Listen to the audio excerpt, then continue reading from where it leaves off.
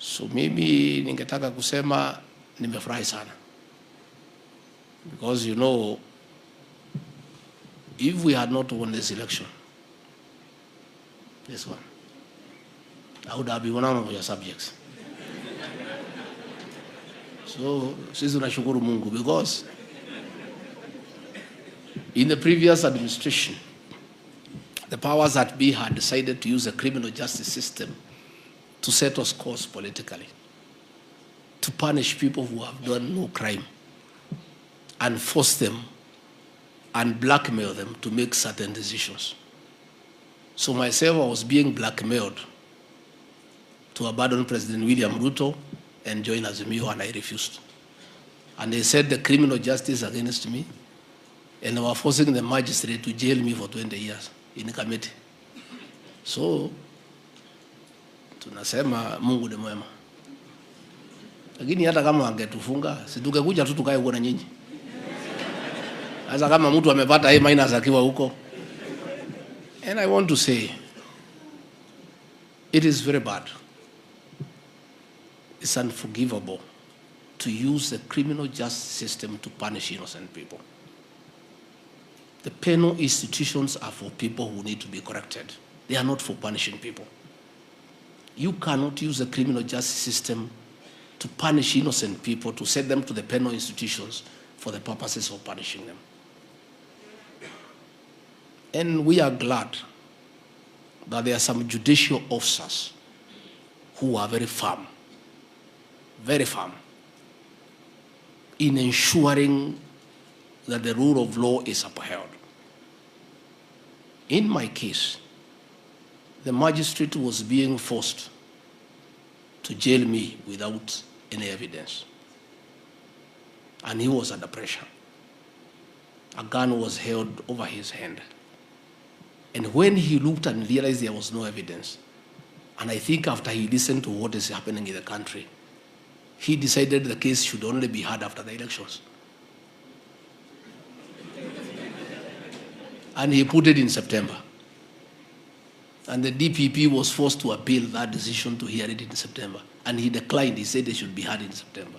Because he knew the new government would stop that nonsense. And when we won, the DPP went back to court and said, I had no evidence against me, I was being forced.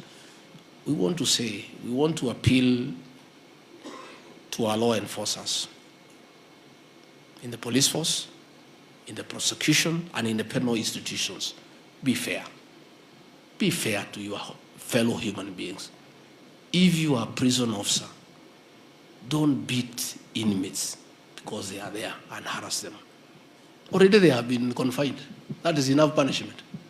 Denial of liberty is enough punishment. You don't need to go beyond there. Handle those people with empathy and understanding. Let me tell you, PS, let us improve these penal institutions when we have the opportunity. You never know. You never know. You never know. Anybody is a potential client of a penal institution. Isn't it? Those of us who have the responsibility to improve these penal institutions, let us do so. Let us improve them. Even if you don't go there, your own sister could find herself there. Your own brother, your own child. Hospital and prison are potential homes to anybody. Never laugh at people because they are sick. You never know. When you hear somebody has a harambe, unamchekelea bila hospitali. You don't know. Unasikia mtu amefungwa jela, unasema okay sawa. Wewe hujui. You could even commit a crime unintentionally. You go and knock somebody with a vehicle. You are prosecuted for being negligent, causing death through accident driving. A magistrate decided to jail you for 6 months. Unaweza kwenda uchukue deni ya mtu ukoswe kulipa, ukuwe committed to civil jail for 6 months, uende pale. Na watu wengi sana ni potential candidates ya hiyo ya civil jail. Ya kuchukua madeni nini. Yeah? Hata huyu senator huyu Chiragai tungekuwa na yeye pia. Huyu alikuwa mtu ya kushikwa kila Friday. You know, so let us ourselves, all of us, be fair people. There was a minister called Stanley Oloitip-Tip. He was a minister for Home Affairs during the Kenyatta era. It's good I tell you that story. He never did anything for the prisons. He was told there are no mattresses. He asked why prisoners want mattresses. He was told there are no blankets. He said they should sleep on the floor. He was told food and ration is not sufficient. He said if they wanted to eat food, they should not have committed the crimes. They should have stayed at home. As fate would have it, he committed a crime, but not a serious one because of politics. He was jailed for 1 year. He was a huge fellow, extremely huge. So when he arrived at the committee, there was no uniform that could fit him. So they had to get about 6 uniforms and stitch them in the prison industry for him. Then he was taken to the cell. Then he asked, where is the mattress? Abiwa hakuna, na blanketi hakuna. Hapa sasa mtu atalala namna gani? The prisoner warder told him, you yourself, you said in parliament, that there is no need for mattress or blanket in prison. Sasa wacha saa ya chakula ifike. Sinide nawekwa kama nikutupwa. Akauliza sasa hii mimi inaweza shiba. He was a huge fellow. Akaambiwa, you said there is no need to have sufficient food in prison. What am I saying? You are in a position of responsibility to make life better for mankind. Please do so. You never know.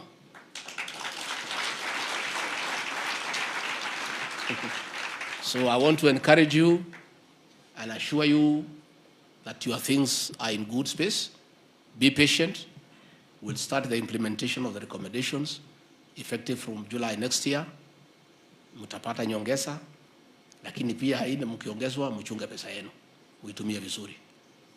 Let us not use money like you will be working throughout.